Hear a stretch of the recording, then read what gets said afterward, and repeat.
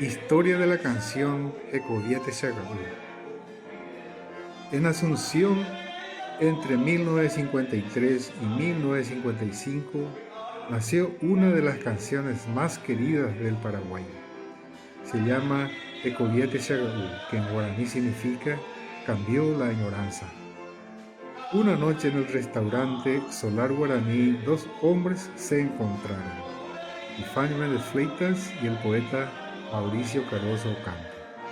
Entre guitarras, vino y nostalgia, Ifánio empezó a tararear una melodía que venía de su pueblo sansolano. Mauricio lo miró y dijo: esta música ya pide palabras. Y así, entre risas y silencios, nació una polca que habla del valle, del recuerdo y del amor a la tierra.